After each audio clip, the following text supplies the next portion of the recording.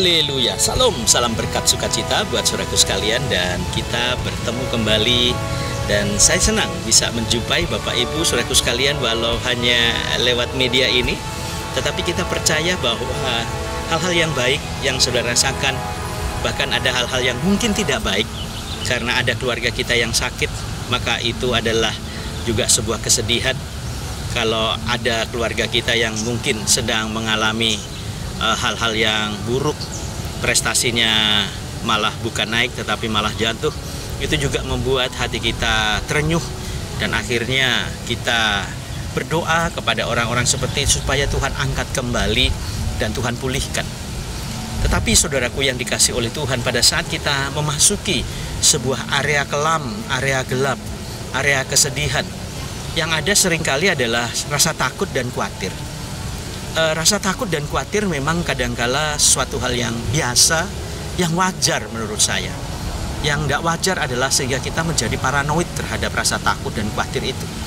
Hari ini firman Tuhan mengingatkan kepada kita, terambil di dalam Filipi pasal 4, ayatnya yang keempat sampai dengan ayatnya yang keenam. Dikatakan demikian, saudara: bersukacitalah senantiasa dalam Tuhan.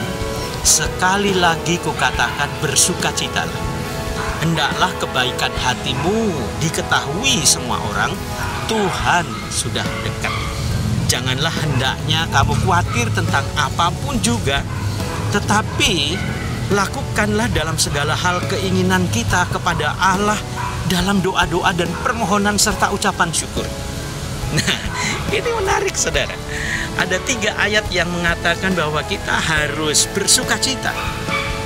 Walaupun mungkin kita sedang menangis, air mata sedang mengalir, karena saudara mungkin melihat suamimu, istrimu, orang tuamu, anak-anakmu sedang terbaring sakit, dan kau tidak punya biaya, tidak mengerti jalan keluar, bagaimana caranya. Dan ini menyakitkan memang. Tetapi kembali lagi kepada firman Tuhan, bersukacitalah. Apa yang bersukacita? Hati kita bersukacita. Karena hati kita tidak bergantung kepada keadaan yang kita lihat, tetapi bergantung kepada kehadirannya Tuhan. Lakukanlah yang baik, kata firman Tuhan, supaya apa yang kita lakukan baik itu diketahui bukan hanya dalam hidup kita, dalam hati kita, tetapi juga dilihat oleh orang lain. Dan yang ketiga adalah ucapan syukur, saudara. Dan ini suatu hal yang cukup luar biasa, karena kerohanian kita tidak akan pernah bisa maju tanpa menyadari bahwa Tuhan selalu hadir dalam setiap kehidupan kita. Baik tatkala kita bangun pagi, tatkala kita menikmati keindahan mulai pagi, siang hingga petang hari, dan pada saat malam kita istirahat. Kasih dan kebaikan Tuhan tentunya akan selalu menyertai kepada kita. Dan firman Tuhan kembali mengingatkan agar supaya yang pertama, saudara, jangan pernah merasa takut dan khawatir, tetapi bersukacitalah dan terus hiduplah dekat dengan Tuhan, sehingga rasa syukur itu terus berkumandang indah. Ia terus melebar, ia terus berkuasa atas setiap kehidupan kita, sehingga hidup kita tidak lagi sempit dalam keadaan yang menyedihkan, tetapi kita bisa memandang kepada hal-hal yang luar biasa. Perhatikan baik-baik, saudara.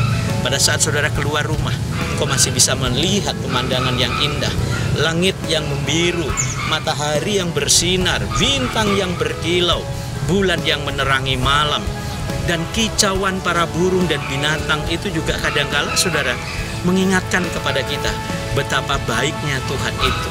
Nah, kalau Tuhan itu baik buat kita, saudaraku sekalian, jangan bersedih.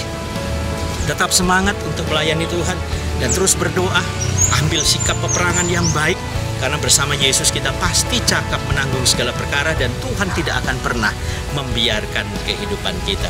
Saudara bisa, pasti bisa, dan lakukanlah apa yang saudara bisa, karena bagi Tuhan tidak ada yang mustahil, karena Dia adalah Tuhan dan bukan manusia.